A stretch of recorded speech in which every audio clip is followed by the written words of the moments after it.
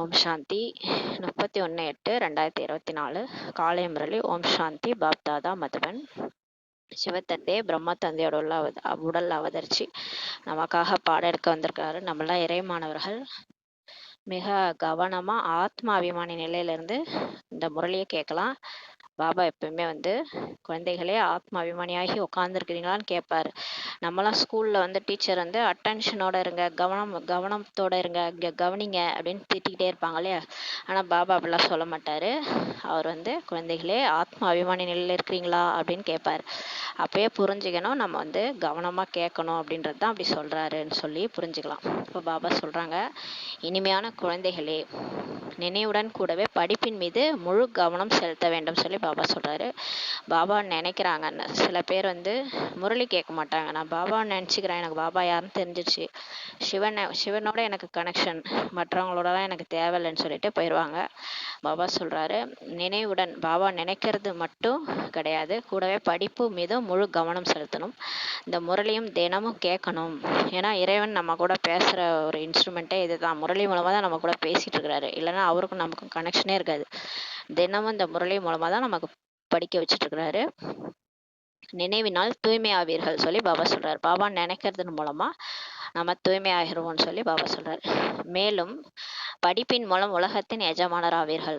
இப்ப நினைவுனால நம்ம தூய்மை ஆயிரும். நேற்றே சொன்னார்ல, நீங்க பாவம் அழியணும்னா என்னை நினைச்சாதான் ஒரே வழி. என்னை நினைச்சீங்கன்னா நீங்க தூய்மையாகி நீங்க போயிடுவீங்க. மற்றவங்களாம் அந்த உடல்ல இருந்து நோயோ இல்லை உறவினர்கள் மூலமா சண்டை சச்சரவு அப்படியெல்லாம் அனுபவிச்சு தூய்மை ஆவாங்க. நீங்க என்னை நினைச்சு தூய்மை ஆயிடுவீங்கன்னு சொல்லியிருக்கிறாரு. அப்படி தூய்மை ஆயிட்டாலும் நம்ம ராஜ பதவி அடைய போறோம். புது உலகத்துல போய் நம்ம பதவி அடையணுன்றதுனால நம்ம இங்க படிக்கணும்னு சொல்றாரு. அதுக்காக தான் இந்த படிப்பு. மேலும் படிப்பின் மூலம் நீங்க உலகத்துக்கே எஜமானரா ஆவீங்கன்னு சொல்றாரு. இந்த கல்வி செல்வம்ன்றது சொல்லுவாங்கல்ல, செல்வத்தில் செல்வம் அச்செல்வம் செவி செல்வம் சொல்லுவாங்க. செல்வத்துள் எல்லாம் தலைன்ட்டு. அப்ப நம்ம படிப்பு அறிவு தான் கடைசி வரைக்கும் நமக்கு சோறு போடுன்றதுனால இப்ப இறைவனே சொல்லி கொடுக்குற இந்த படிப்பின் மூலமா தான் நம்ம அடுத்த எடுக்க போற பிறவிகள் எல்லாத்துக்குமே நம்ம இதுதான் நமக்கு சோறு போட போகுது. அதனால இதன் மூலம் தான் நீங்க உலகத்துக்கே எஜமானரா ஆக போறீங்கன்னு சொல்றாரு. கேள்வி, ஸ்காலர்ஷிப் பெறுவதற்கு எந்த ஒரு முயற்சி பெற வேண்டியது அவசியம்? பாபாட்ட உதவி பெறணும்னா எந்த ஒரு முயற்சி செய்யணும்? பதில், ஸ்காலர்ஷிப்னா தந்தையினுடைய உதவி பெற வேண்டுமானால் அனைத்து பொருட்கள் சாதனங்கள் இருந்தும் மோகத்தை நீக்க வேண்டும். நம்ம கிட்ட எல்லாமே இருக்கும். கடவுள் நமக்கு எல்லாமே கொடுக்குறாரு. சிவன் படி அளக்குறாருன்னு சொல்லுவாங்க. நம்ம நல்ல முயற்சி பண்ணியிருந்தோம்னா கடைசி வரைக்கும் நமக்கு இல்லைன்ற வார்த்தையே இருக்காது. எல்லாமே பாபா கொடுத்துருக்குறாரு. நம்மளை சுற்றி எல்லாமே இருக்கும். இருந்தாலும் நீங்கள் அதுலேருந்து பற்ற நீக்கணும்னு சொல்கிறாரு. அப்போ தான் கடவுள் உதவி செய்வேன்னு சொல்கிறாரு. அந்த திரௌபதி பார்த்தீங்கன்னா எல்லாமே கூட இருப்பாங்க. ஆனால் யாராலையும் அவங்கள காப்பாற்றவே முடியாது. பாண்டவர்களை பார்ப்பாங்க, பீஷ்மரை பார்ப்பாங்க, எல்லாரையும் பார்ப்பாங்க. கடைசியில் யாருமே உதவலை. தன் கையை நம்பியிருப்பாங்க. அதுவுமே வேலைக்கு ஆகலைன்னு தான் கிருஷ்ணான்னு கூப்பிடுவாங்க. அப்போ தான் கிருஷ்ணர்கிட்ட 21 சேலைகள் வரும். அது மாதிரி பாபா இப்போ சொல்கிறாரு, நீங்கள் எல்லாத்தையும் விட்டுட்டு என் ஒருவனை மட்டும் நினைச்சிங்கன்னா உங்களுக்கு 21 பிறவிக்கு ஆசி தரேன்னு பாபா சொல்கிறாரு. செல்வம், குழந்தைகள், வீடு முதலே எதுவுமே நினைவு வரக்கூடாது. உங்களுக்கு எல்லாமே இருக்குது. ஏன்னா நீங்கள் கடவுளை நினச்சதுனால தான் போன கல்பத்தில் இதேமாரி சங்கமயுகத்தில் கடவுள்கிட்ட பாடம் படித்ததுனால, அவரை நினச்சதுனால, அவரை தாயா, தந்தையா, குழந்தையா, அது மாதிரி விதவிதமான உறவாக அவரை நினச்சதுனால, பிரியதர்ஷன், கணவன், அந்த மாதிரி கடவுளை நம்ம நினச்சதுனால தான் நமக்கு 84 பிறவிகளும் கணவன், குழந்தைகள், தாய், தந்தை, தங்கச்சி, அக்கா எல்லாமே கிடைச்சிருக்கிறாங்க இல்லையா. எல்லா உறவும் ஏன் கிடைச்சிருக்குன்னா கடவுளை நமக்கு நினச்சதுனால தான். கடவுளை அந்த உறவில் நினச்சதுனால நமக்கு குறையே இல்லாமல் எல்லாமே கிடைச்சிருக்கு. இருந்தாலும் இப்போ கடைசி பர்த்ன்றதுனால நீங்கள் போன பிறவிலாம் கூட தான் யார் கூடயோ வளர்ந்துட்டு வந்திருப்பீங்க. எல்லாரையும் விட்டுட்டு தானே இந்த பர்த்தில் இருக்கிறீங்க. அது மாதிரி இப்பயும் நம்ம எல்லாரையும் விட்டுட்டு தான் போக போகிறோம். அதனால் நீங்கள் மனசில் யாரையும் நினைக்காதீங்க. அவங்கவுங்கள கடவுளுடைய குழந்தைகள். அவங்கள கடவுள் பார்த்துக்குவாரு. நீங்கள் பாபா மட்டும் நினைங்கன்னு சொல்கிறாரு. இந்த செல்வத்தையோ குழந்தைகளையோ வீடையோ எதையுமே உங்களுக்கு கடைசி நேரத்தில் நினைவு வரக்கூடாது. ஒரு பாபா நினைவு தான் வரணும். சிவபாபா நினைவு மட்டுமே இருக்க வேண்டும். கடைசியில் ஆத்மான்ற உணர்வு இருக்கணும். மற்றும் என்னுடைய அப்பா பரம்பிதா பரமாத்மா இந்த நினைவு சரீரத்தை விடணும் பாபா சொல்றாரு. முழுமையாக அர்ப்பணமாகணும். அந்த விளக்கலை பலியாகிற விட்டல் பூச்சி மாதிரி பாபாட்ட முழுமையா அர்ப்பணமாகணும். மனசால சொல்றாரு, அதுக்காக வீட்டை விட்டு வந்துருங்கன்னு பாபா சொல்றதில்ல. சன்னியாசிகள் மாதிரி வீட்டுல மனைவி குழந்தைகள்லாம் தவிக்க விட்டு போயிடுறாங்க இல்லையா, கடவுள் அந்த மாதிரி சொல்றது இல்லை. அவர் நீங்க வீட்டிலேயே இருங்க, எல்லாரையும் பார்த்துக்கோங்க, புத்தி மூலமா என்னை மட்டும் நினைவு செய்யுங்கன்னு தான் சொல்றாரு. ஆனா முழுமையா நீங்க அர்ப்பணமாகணும். எல்லாரையும் ஒரு சும்மா வச்சுக்கிட்டு பாபாவை தான் முதல்ல வச்சுக்கணும். மனசுல வந்து அவருக்கு முதல் இடம் கொடுத்துட்டு மற்றதெல்லாம் சும்மான்ற மாதிரி வாழணும். அப்போதுதான் உயர்ந்த பதவி கிடைக்கும் சொல்லி பாபா சொல்றாரு.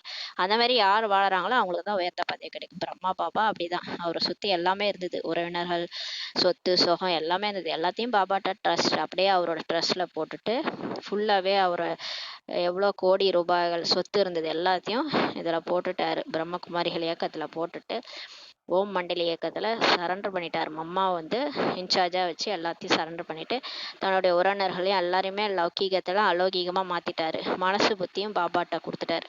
எல்லாத்தையும் சரண்டர் பண்ணிட்டாரு. அப்பதான் வந்து உயர்ந்த பதவி கிடைக்கும் சொல்றாரு. புத்தியில் இந்த போதை நஷா இருக்க வேண்டும். நஷானா போதை. நாம் எவ்வளவு பெரிய பரீட்சையில் இப்ப அது தேர்ச்சி அடைகிறோம் பாருங்க. நம்ம வந்து என்ன மாதிரி ஒரு கலெக்டர் படிக்கிறதுக்கே நம்ம வந்து அவ்வளோ போராடம்.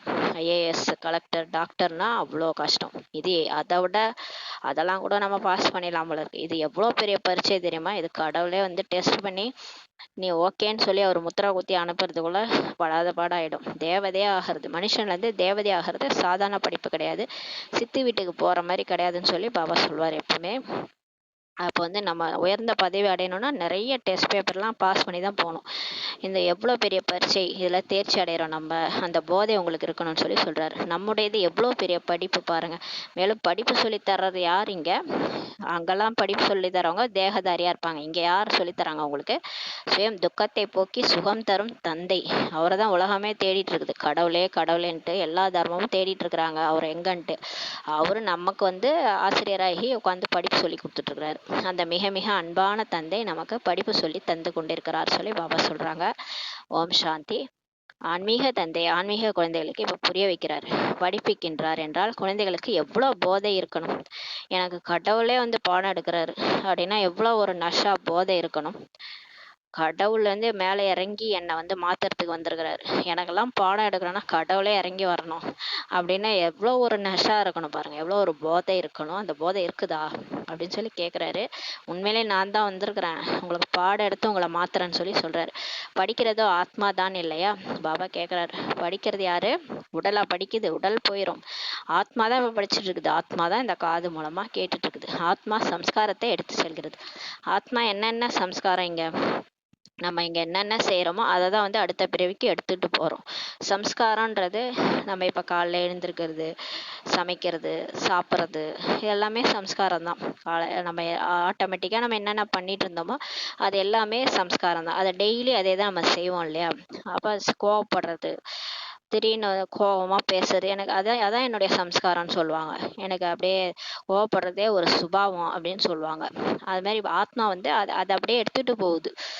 தண்ணியை பார்த்தா எனக்கு நடுங்கன்னுவாங்க. அப்ப ஆத்மா வந்து பழைய பிறவில இருந்து அந்த தண்ணியை பார்த்தா அதுக்கு கண்டம், தண்ணியை பார்த்தா அதுக்கு பயம் வரும். அந்த பயம்ன்றது ஒரு சம்ஸ்காரம். அதனால பாபா சொல்றாரு, ஒரு பிறவியா அந்த ஆத்மா வந்து அந்த சம்ஸ்காரத்தை எடுத்துட்டு போகுதுன்னு சொல்லி சொல்றாரு. சரீரம் சாம்பலாகி விடுகிறது, ஆனா ஆத்மா இருக்கிற சரீரமும் போயிடுது, அதை எரிச்சிடுறாங்க. ஆனாலும் இந்த ஆத்மா எல்லா சம்ஸ்காரத்தையும் எடுத்துக்கிட்டு வருது, அடுத்த பிறவி வரைக்கும் வருதுன்னு சொல்லி சொல்றாரு. ஆக பாபா வந்து குழந்தைகளுக்கு இப்ப படிப்பு சொல்லி தருகிறார்.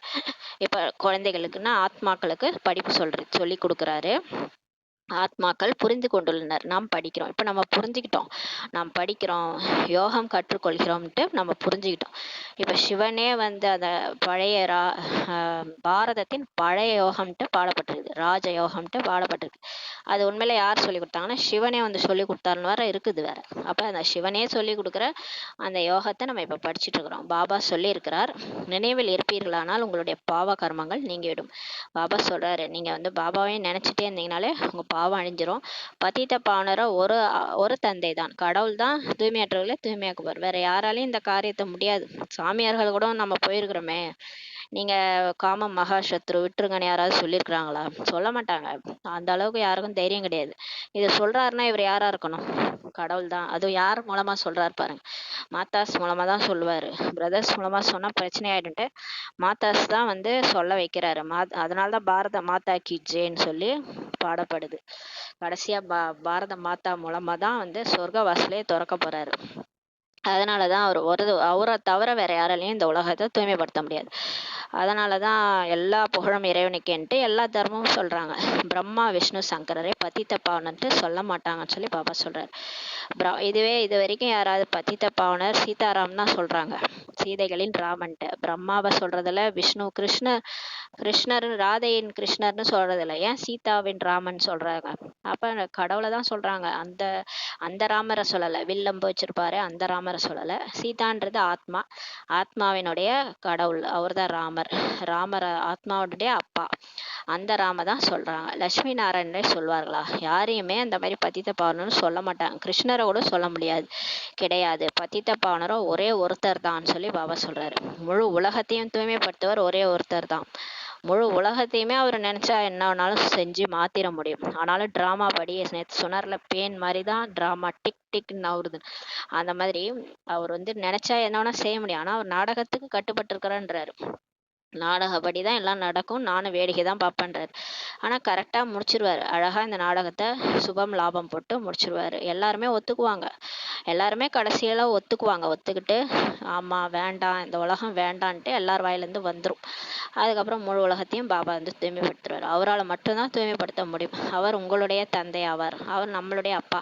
குழந்தைகள் அறிவார்கள், மிக மிக அன்பான எல்லையற்ற தந்தை அவரு அப்படின்றது நமக்கு தெரியும். அவரை பக்தி மார்க்கத்துல நினைவு செய்தே வந்திருக்கிறோம் இல்லையா? சிவனை தான் நினைவு செய்தே வந்திருக்கிறோம். அன்பே சிவம்ட்டு இன்னைக்கும் எல்லாரும் போட்டுறாங்க இல்லையா? பாபா வாருங்கள், வந்து எங்கள் துக்கத்தை போகுங்கள், சுகத்தை கொடுங்கள், சிருஷ்டியோ அதேதான் சொல்லி பாபா சொல்றாரு. எல்லாரும் கூப்பிடுறாங்க, வந்து துக்கத்தை போக்கி எங்களுக்கு சுகம் கொடுங்கள்ட்டு. எப்படி கொடுப்பாரு? அதான் வந்திருக்கிறாரு. வந்து பானை எடுத்து புரிய வைக்கிறாரு. சிருஷ்டியோ அதேதான் சொல்லி சொல்றாரு. அந்த சக்கரத்தில் எல்லாருமே வந்துதான் ஆகணும். ஒரே ஒரு உலகம்தான், வேற உலகம்லாம் கிடையாது. இந்த இடத்துல மட்டும்தான் மனிதர்கள் வாழக்கூடிய சீதோஷ்ண நிலை இருக்குது.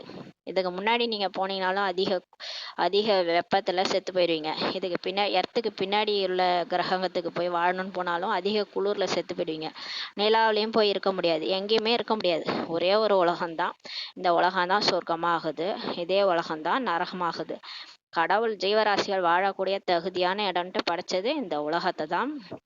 ஆனா மனிதர்கள் இது தெரியாம அங்க போறேன், இங்க நிலம் வாங்குறேன், அங்க நிலம் வாங்குறேன்லாம் யோசிச்சுட்டு இருக்கிறாங்க.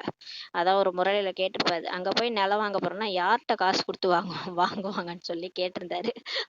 ரொம்ப எல்லாத்தையும் நோட் பண்றாரு. கடவுள் வந்து சும்மா அப்படின்லாம் நினைக்க முடியாது. அவர் வந்து எல்லாத்தையும் நோட் பண்ணிட்டு இருக்கிறாரு. இந்த சக்கரத்தில் இப்ப எல்லாருமே வந்தாகணும்னு சொல்லி பாபா சொல்றாரு. எத்தனை பேர் ஆத்மா எவ்வளவு கோடி ஆத்மாக்கள் இருக்கிறாங்கன்ட்டு கூகுள்ல போய் பார்த்தா 800 கோடிக்கு மேல இருக்கு. 812 அப்படின்னு போட்டிருக்கு. 812 அப்படின்ற மாதிரி போட்டிருக்கு. பில்லியன்ற மாதிரி போட்டிருக்கு. அப்ப பாருங்க, அவர் சொல்றதான் கரெக்ட். அவர் சொல்லிட்டே இருக்கிறாரு. அது மாதிரிதான் வந்துகிட்டே இருக்கிறாங்க. தாண்டுது, இப்போ பாப்புலேஷன் வந்து தாண்டுது. இந்த சக்கரத்தில் எல்லாருமே வந்தாகணும்னு சொல்றாரு. 84 பிறவிகளின் சக்கரத்தை பாபா இப்ப நமக்கு புரிய வச்சிருக்கிறாரு. ஆத்மாதான் சம்ஸ்காரத்தை எடுத்து செல்கின்றது. இப்ப நமக்கு வந்து நம்ம எத்தனை பிறவி எடுக்கிறோம், எத்தனை பிறவி எடுத்து வந்தோம். அவங்க மட்டும் ஏன் மறுபிறவி ஞாபகம் இல்லைன்னா, நம்ம அத்தனை பிறவி எடுத்து வச்சிருக்கிறோம், அப்புறம் எங்கேருந்து போன பிறவி ஞாபகம் இருக்கும்? 84 பிறவி நீங்க எடுத்து வச்சுக்கிறீங்கன்னு சொல்லி சொல்றாரு. ஆத்மா தான் இப்ப சம்ஸ்காரத்தை எடுத்துட்டு போகுது. ஆத்மா தெரிஞ்சிருக்குது, இந்த மரண உலகத்துல இருந்து அமரலோகத்திற்கு அல்லது நரகத்துல இருந்து சொர்க்கத்திற்கு செல்வதற்காக தான் இப்ப நம்ம படிக்கிறோன்றதை ஆத்மா புரிஞ்சுக்கிச்சின்னு சொல்லி சொல்றாரு.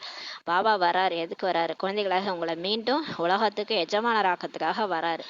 நீங்க எவ்வளவு பெரிய பரீட்சையில் தேர்ச்சி அடைந்து கொண்டிருக்கிறீர்கள் தெரியுமான்னு சொல்லி கேட்கிறாரு. உயர்ந்ததிலும் உயர்ந்தவரான தந்தை, சுப்ரீம் காட், சுப்ரீம் சோல்னு சொல்லுவாங்க, அவர் வந்து நமக்கு சொல்லி கொடுத்துட்டு இருக்கிறாரு. பாபா வந்து கற்பிக்கும் போது நஷா ஏறுகின்றது, போதை ஏறுது. பிரம்மா பாப்பாவுக்கு அப்படியே அவரு திடீர்னு பார்த்தா கீழே போய் தரையில தவழ்ந்துட்டு இருப்பாராம். என்னன்னு கேட்டா, நான் தான் கிருஷ்ணன் சொல்லி சொல்லுவாராம். அந்த அளவுக்கு அவருக்கு அந்த நிச்சய புத்தி இருக்கு, நான் வந்து அடுத்த பிறவில கிருஷ்ணராக போறேன்னு. அந்த மாதிரி அவருக்கு போதை அதிகமா இருந்தது. அந்த போதை உங்களுக்கு இருக்கணும்னு சொல்றாரு.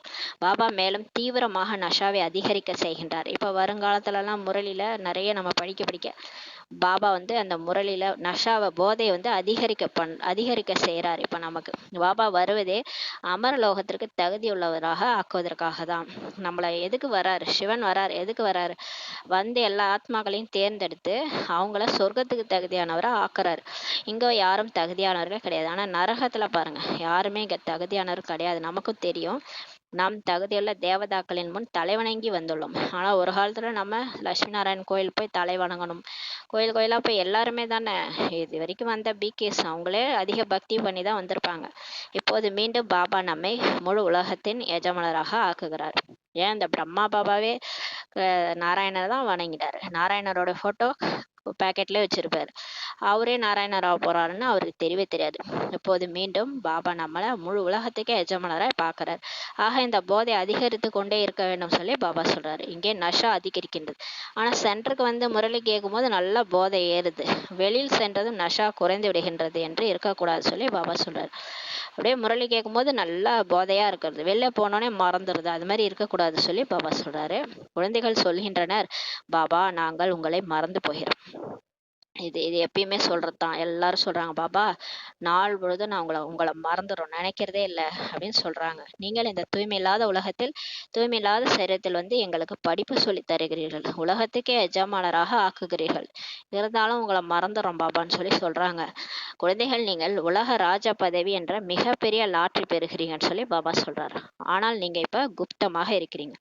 அந்த உலகத்துல இருக்கிறவங்க தெரியாது உங்களுக்கு இப்ப பெரிய லாட்ரி அடிச்சிருக்குது, உங்க உங்க காட்டுல மழை பெய்யுதுன்றதே அவங்களுக்கு தெரியாது. குப்தமா இருக்கிறீங்க.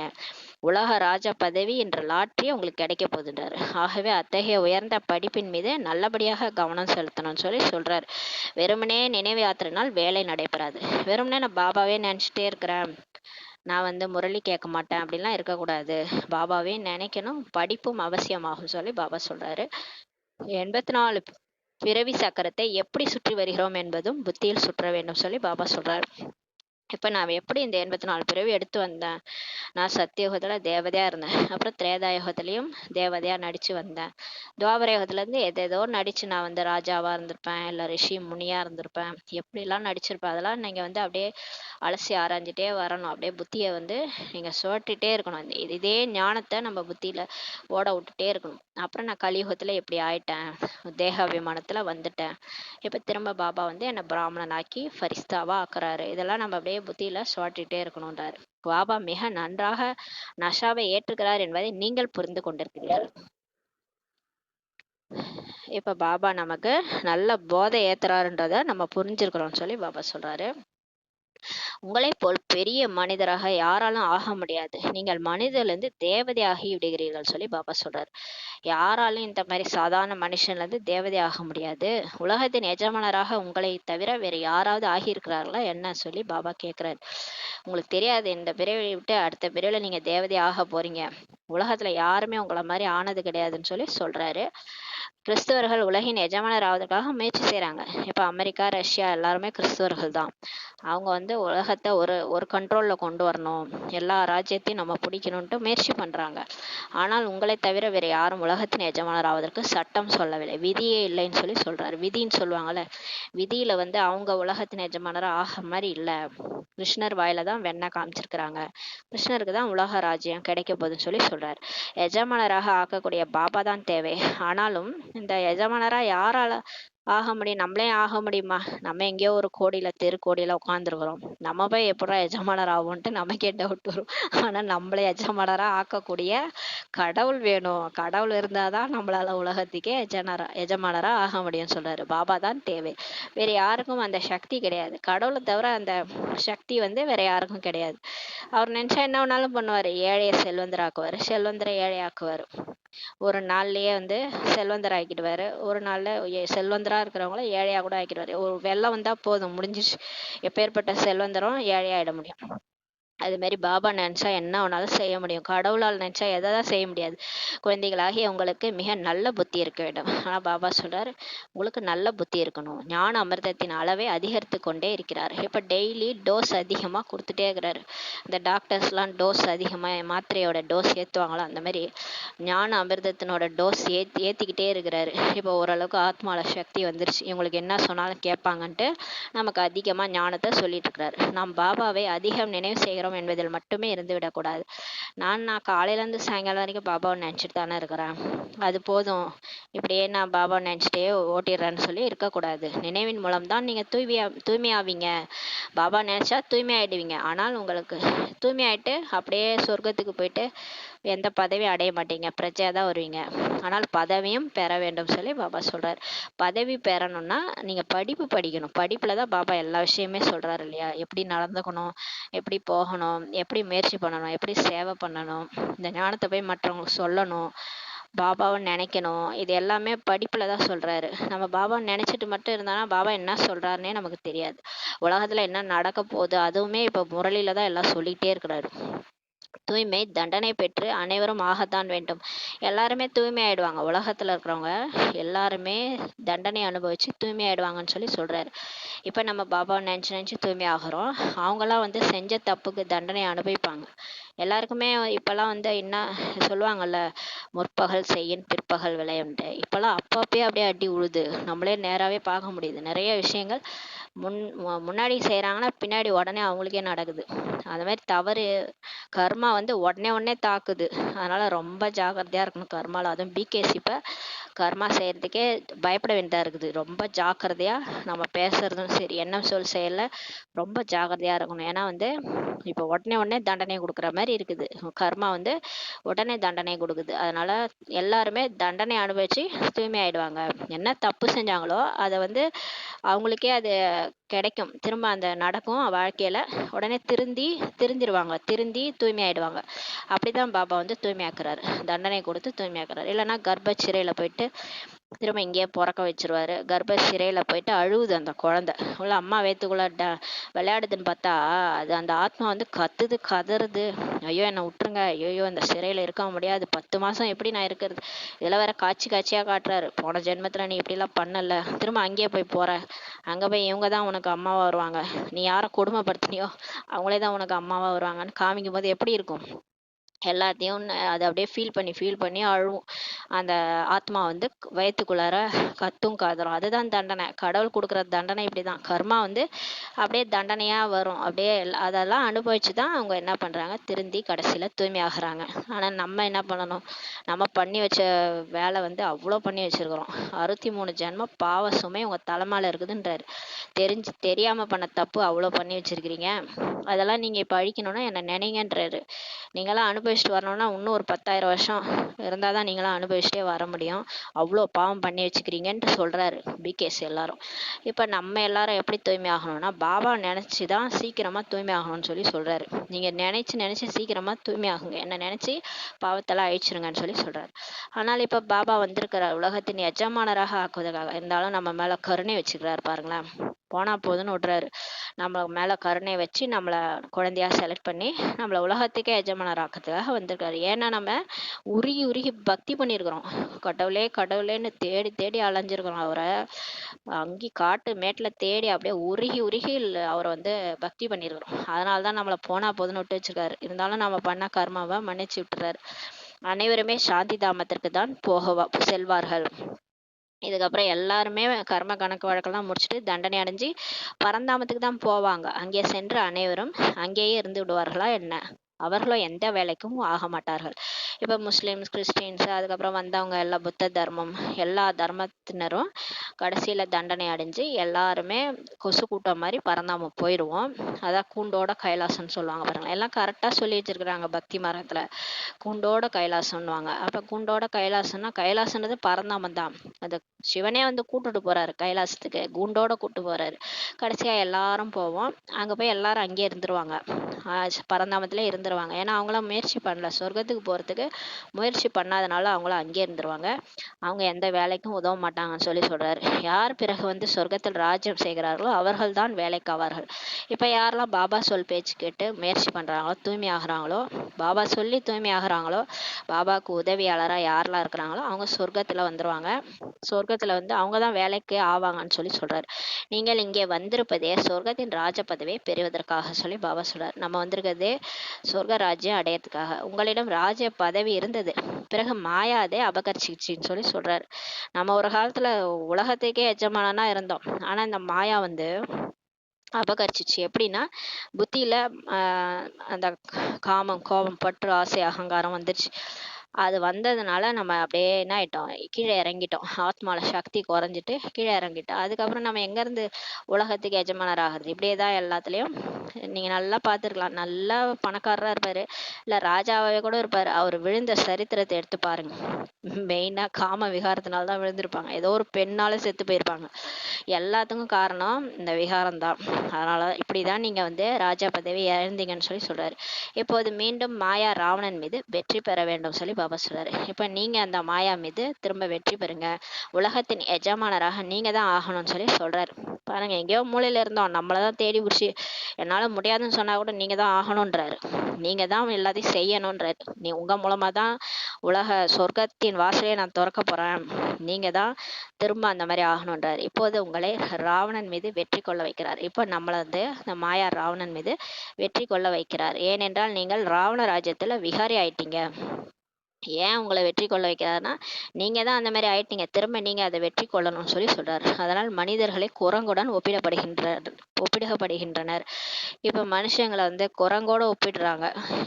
குரங்குகள் மிக மோசமான விகாரிகளாக உள்ளன. பாருங்களேன், இருக்கிறதுலே குரங்கு தான் ரொம்ப மோசமான விகாரியா இருக்கு. மனுஷனோட மோசமா இருக்கும். எல்லா விகாரமும் அதுக்கு பீக்ல இருக்கும். ஒரு குழந்தை செத்துருச்சுன்னா பாருங்களேன், அது அம்மா குரங்கோ இல்ல வெள்ளை குரங்கோ, எந்த குரங்கா இருந்தாலும் சரி, இறந்து போச்சுன்னா விடவே விட்டாது. அப்படியே எலும்புக்கூடோட வச்சுக்கிட்டே சுத்தும். அந்த அளவு பற்று வச்சிருக்கும் குரங்கு. அந்த மாதிரி அது மோசமான விகாரியா இருக்கு குரங்குன்னு சொல்லி சொல்றாரு. தேவதைகளோ சம்பூர்ண நிர்விகாரிகள். ஆனா தேவதைகள் குரங்குக்கு ஆப்போசிட், சம்பூர்ண நிர்விகாரி. அவங்களுக்கு காமம், கோபம், பற்று, ஆசை, அகங்காரம்னா என்னன்னே தெரியாது. இந்த தேவதைகள் தான் 84 பிறவிக்கு பிறகு தூய்மையற்றவர்களாக விட்டுள்ளனர் சொல்லி சொல்றாரு. அந்த மாதிரி இருந்த தேவதைகள் தான், போற்றுதற்குரிய தேவதைகள் தான், இதே உலகத்துல சொர்க்கத்துல வாழ்ந்தவங்க தான் 84 பிறவிக்கு அப்புறம் இப்படி ஆயிட்டாங்கன்னு சொல்லி சொல்றாரு. பாபா சொல்கிறார், உங்கள் கையில் உள்ள செல்வம், குழந்தைகள், சரீரம் முதலிய அனைத்திலிருந்தும் இப்ப பற்றை நீக்கிவிட வேண்டும். அந்த குரங்கு மாதிரி நீங்களும் எதுவும் எல்லா மேலேயும் ஏன் பற்று வச்சுட்டு இருக்கிறீங்க? எல்லாம் உங்க பூனை கண்ணை மூடிட்டா சொல்லுவாங்கல்ல அந்த கதை, உலகமே இருந்துச்சு. அந்த மாதிரி நீங்க ஏன் எல்லாத்தையும் என்னமோ நான் போயிட்டா எதுவுமே நடக்காது, நான் இல்லைன்னா இந்த உலகமே இயங்காதுன்னு நினைச்சிட்டு இருக்கீங்க? நீங்க எல்லாம் ஒரு தூசி தெரியுமான்னு சொல்லி கேட்கறாரு. நம்மளாம் ஒண்ணுமே கிடையாது. இந்த உலகத்துல ஏதோ ஒரு ஃபுல் ஸ்டாப் மாதிரி இருக்கிறோம். நம்மளால என்ன ஆக போகுது இங்க? அதான் பாபா கேக்குறாரு, உங்க கையில இருக்கிற செல்வம், குழந்தைகள், உடம்பு எல்லாத்துல இருந்து பற்றை நீக்கிறீங்க, எதுக்கு இந்த பற்றை வச்சுக்கிட்டு எல்லாரையும் டார்ச்சர் பண்றீங்கன்னு சொல்லி கேக்குறாரு. செல்வந்தர்களோ பணத்தின் பின்னால் போய் உயிர் விடுகின்றனர். இந்த பணக்காரங்க பாருங்களா, பணம் பணம்னு போயே செத்துருவாங்க. கையில் உள்ள பைசா விட மாட்டாங்க, ஆனா உயிரை விட்டுருவாங்கன்னு சொல்லி பாபா சொல்றாரு. பைசா விடாமலே உயிரை விட்டுருவாங்கன்னு சொல்லி சொல்றாரு. ராவணனின் சிறைக்குள்ளேயே அடைபட்டு கிடப்பார்கள். அடுத்த பிறவி அடுத்து வந்து திரும்ப அந்த காசு காசு பணம் பணம் தான் போயிட்டு இருப்பாங்க. அந்த மாயா ராவணன் சிறைக்குள்ளார அடைப்பட்டு கிடப்பாங்க. காமம், கோபம், பற்று, ஆசை, அகங்காரத்திலே உழன்று கிடப்பாங்க அந்த பணக்காரர்கள் சொல்லி சொல்றாரு. கோடியில் சிலர் தான் வெளியே வருவார்கள்.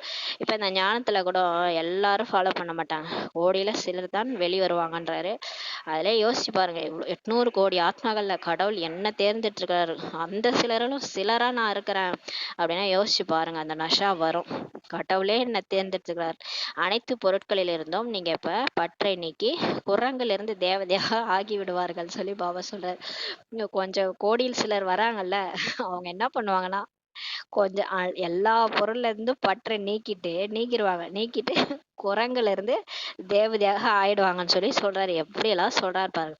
பெரிய பெரிய பணக்காரர்கள் உள்ளங்கையில் பைசாவை இறுக்கி பிடித்து கொண்டிருப்பவர்களுக்கு அதன் பின்னாலேயே அவர்களின் பிராணன் உள்ளது.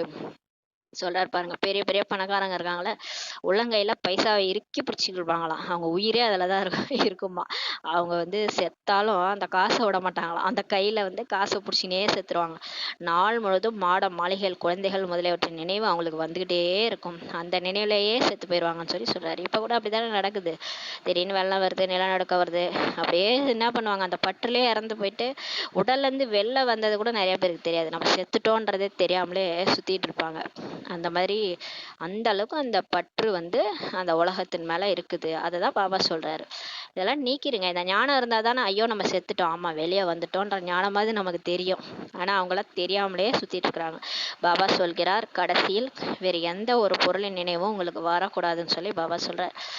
இப்பயே நல்லா ட்ரைனிங் கொடுக்குறாரு நமக்கு. அவரை நினைக்கணும், வேற யாரையும் நினைக்க கூடாது. எந்த பொருளோட நினைவும் உங்களுக்கு வரக்கூடாதுன்றாரு. என்னைய மட்டுமே நினைவு செஞ்சீங்கன்னா அநேக பிறவிகளின் பாவங்கள் இப்ப அழிஞ்சிரும்ன்றாரு. இப்ப நம்ம அவரை நினைச்சாலே போதும், பாவம் அழிஞ்சிரும்ன்றாரு. அதனாலதான் நினைத்தாலே முக்தி திருவண்ணாமலைன்னு சொல்லிட்டாங்க. உண்மையிலே திருவண்ணாமலை நினைச்சா முக்தி கிடையாது. திரு அண்ணாமலையார் அவருதான் நம்ம சிவன். அந்த சிவன் புள்ளியா இருக்கிறாரு. அவர் எப்படி இருக்கிறாருன்ட்டு புரிஞ்சுக்கிட்டு நினைக்கணும். நான் புள்ளியா ஆத்மா கண்ணுக்கு தெரிய மாட்டேன். அந்த மாதிரி என்னுடைய அப்பாவும் புள்ளியா இருக்கிறாரு. அவரு கண்ணுக்கு தெரிய மாட்டார். ஆனா மனக்கண்ணால பார்க்கலாம், ஸ்டார் மாதிரி இருப்பாரு. அந்த மாதிரி நினைச்சு ஆத்மான்னு நினைச்சு அப்பாவை நினைக்கும் போது பாவம் அழிஞ்சிரும். அவர் யாரா இருக்கிறாரு, எப்படி இருக்கிறாரு, அதை உணர்ந்து நினைக்கும் போது பாவம் அழிஞ்சிரும். இதை தான் நினைத்தாலே முக்தின்னு சொல்லிட்டாங்க. இந்த மாதிரி எல்லாரும் நினைச்சாலே முக்தி அடைஞ்சிட முடியும். கடைசியில அதான் நடக்க போகுது. எல்லாருக்கும் முக்தி கிடைச்சிரும். ஆனா உண்மையான கடவுள் யாருன்னு தெரிஞ்சுக்கிட்டாதான் முக்தி அடைய முடியும். நம்ம யார் யாரையோ நினைச்சிட்டு சிவலிங்க வடிவில் நினைச்சா கூட முக்தி அடைய முடியாது.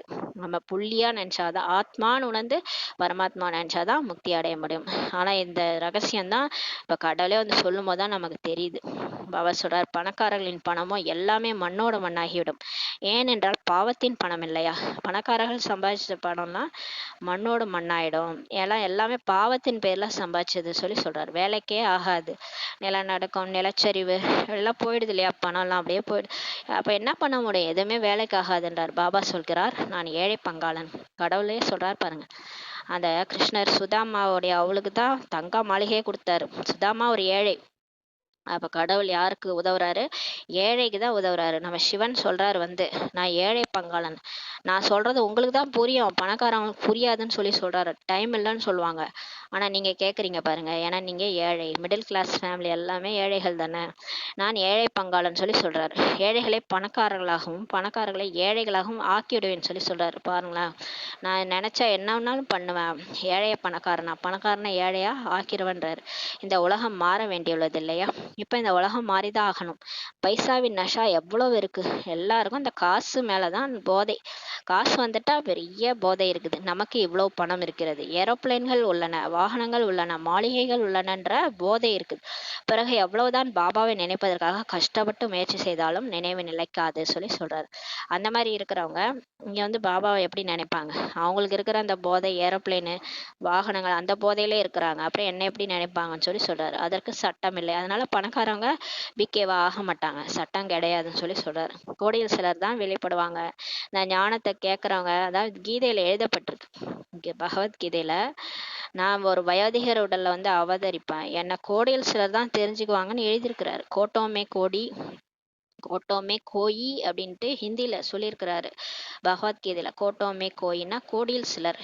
கோடியில் சிலர் தான் என்னை தெரிஞ்சுக்குவாங்க, உண்மையா நான் எப்படி இருக்கிறேன்னு தெரிஞ்சுக்குவாங்கன்னு சொல்லியிருக்கிறார். அப்ப யாரா இருக்கும், இந்த சிவன் தான் சொல்றாரு. அந்த கோடியில் சிலர் தான் நீங்க தான் தெரிஞ்சுக்கிட்டு இந்த முறையை கேக்குறீங்க, அவங்கதான் வெளிப்படுவாங்கன்னு சொல்றாரு. மற்றபடி பைசாவையே நினைத்து கொண்டிருப்பார்கள். மற்றபடி என்ன பண்ணுவாங்க, அவங்க அந்த பணக்காரவங்க பைசாவே நினைச்சிட்டு இருப்பாங்க. பாபா சொல்கிறார், தேகத்துடன் கூட எதையெல்லாம் இப்ப பாக்குறீங்களோ அவை அனைத்தையும் மறந்துருங்கன்னு சொல்றாரு. ஏன்னா பாபா சொல்றாரோ சொல்லலையோ எல்லாமே அழியதான் போகுது. எப்படியா இருந்தாலும் நமக்கு மரணம், உலகம் அழிதோ இல்லையோ நம்ம பிறந்தோம் இறக்கதான் போறோம். அதனால எதுக்கு இதெல்லாம் நினைச்சிட்டு இருக்கீங்க, எல்லாத்தையும் மறந்துடுங்கன்றாரு. இதுலயே ஒட்டி கொண்டிருப்பீர்களானால் உயர்ந்த பதவியை பெற முடியாது. இப்ப நீங்க நான் கடவுள் லட்சுமி நாராயணன் ஆக்குறேன்றாரு.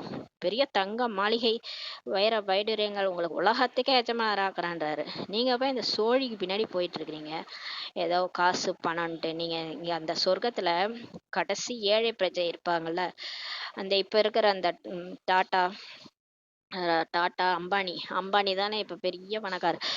அவரு கூட அவரை விட பல மடங்கு அதிபதியா இருப்பாங்க அங்க சொர்க்கத்துல இருக்கிற ஏழை பிரஜை. அப்ப பாத்துக்கோங்க, லட்சுமி நாராயணன் எவ்வளோ சொத்து வச்சிருப்பாங்க. அந்த மாதிரி நான் உங்களை ஆக்கலான்னு வந்தா நீங்க என்னவா இந்த சோழி கூட போய் ஒட்டிக்கிட்டு இருக்கிறீங்கன்னு சொல்லி கேக்குறாரு. இதுலயே ஒட்டிக்கிட்டு இருந்தீங்கன்னா உயர்ந்த பதவி பெற முடியாது சொல்லி சொல்றாரு. பாபா முயற்சி செய்ய வைப்பார் இல்லையா, இருந்தாலும் யாரையும் விட மாட்டார், எல்லாருக்கும் முயற்சி பண்ணதான் வைப்பார். நீங்கள் இங்கே வந்திருக்கிறீர்கள் நரன்ல இருந்து நாராயண் ஆவதுக்காக, நரன்னா மனிதன்ல இருந்து நாராயண் ஆவதுக்காக வந்திருக்கிறீங்க. ஆக இதில் நினைவு முழுமையாக இருக்க என்ன சொல்லி சொல்றாரு. ஆனா பாபாவை நல்லா நினைக்கணும். ஒரு பாபாவை தவிர வேற எந்த ஒரு பொருளோ செல்வமோ குழந்தைகளோ எதுவுமே உங்களுக்கு நினைவு வரக்கூடாது. திரும்ப திரும்ப சொல்றாரு. அப்போதுதான் நீங்கள் உயர்ந்ததிலும் உயர்ந்த பதவி அடைய முடியும். இதுல என்னன்னா, கடைசி நினைவு அந்துமதி சோகதி. கடைசி நினைவு எதுவோ அதுதான் அடுத்த பிறப்பு. அப்ப கடைசியா நீங்க என்ன நினைக்கிறீங்களோ அந்த மாதிரி பிறந்துருவீங்க. அதனாலதான் இப்பவே சொல்லிட்டு இருக்காரு, இப்பவே என்ன நினைச்சு நினைச்சு பழகுங்க. ஏன்னா பிராக்டிஸ் மேக்ஸ் பர்ஃபெக்ட்ன்ற மாதிரியே நீங்க வந்து இப்போல இருந்தே முயற்சி பண்ணணும். ஒரு சாம்பார் வைக்கணும்னா கூட ரொம்ப நாள் வச்சு பழக்கம் இருந்தாதான் அதை ஒழுங்கா வைக்க முடியும். திடீர்னு போய் வைக்க சொன்னா நமக்கு வைக்க தெரியாது. அப்படியே என்ன போடணும் எதை பண்ணணும் ஒண்ணுமே தெரியாது. அதனால பாபா சொல்றாரு, நான் கடைசியா நினைச்சுக்குவேன், நான் கடவுள் நினைச்சிட்டு கடைசியா சரீர விட்டுருவேன்னா முடியாதுன்றாரு. இப்போல இருந்தே நீங்க பிராக்டிஸ் பண்ணணும். இப்போல இருந்தே உக்காந்தா பாபா, படுத்தா பாபா, எல்லாமே நினைவு கரெக்டா ஆத்மான்னு உணர்ந்து நினைக்கணும். அந்த மாதிரி இருந்தாதான் கடைசி நினைவே அந்துமதி சோகதி ஆகுன்றாரு. அந்த மாதிரி என் நினைவுல சரித்து விடும்போது நீங்க உயர்ந்த பதவி அடைய முடியும், சொர்க்கத்துக்கு போக முடியுன்றாரு. அந்த மனிதர்கள் உலகத்தில் சாந்திக்கான ஆலோசனையை கொடுக்குறாங்க என்றால் பைசா பெறாத மெடல் கிடைக்கிறது. நோபல் பிரைஸ் ஃபார் பீஸ் கொடுக்குறாங்களே அதை போய் சொல்றாரு பாருங்க. அது பைசா பெறாத மெடல் தான் கிடைக்குது, அதிலேயே குஷி அடைந்துடுறாங்க. இப்போது உங்களுக்கு என்ன பரிசு கிடைக்கின்றது? நீங்க உலகத்துக்கே எஜமானர் ஆகுறீங்க. அப்படி இல்லை, நாம் 5 to 6 மணி நேரம் நினைவில் இருக்கிறோம் என்றால் போதும்லாம் கிடையாது. நான் பாபா ஒரு நாளைக்கு 5 to 6 மணி நேரம் நினைக்கிறேன், அதுவே போதாதுன்றாரு. நாம் லட்சுமி நாராயணராக ஆகிவிடலாம் என்பதில்லை. 5 to 6 மணி நேரம் நினைச்சா கூட லட்சுமி நாராயணன் ஆக முடியாதுன்னு சொல்லி சொல்றாரு, பயன்படுத்துறாரு.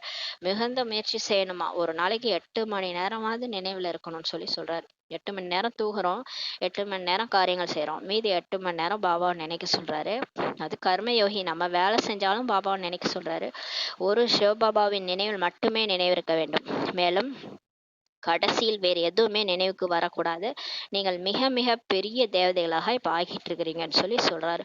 பாபா புரிய வைத்துள்ளார். நீங்கள் தான் பூஜைக்குரியவர்களாக ஒரு காலத்துல இருந்தீங்க, பிறகு மாயா உங்களை பூஜாரி தூய்மையற்றவர்களாக ஆக்கிடுச்சு.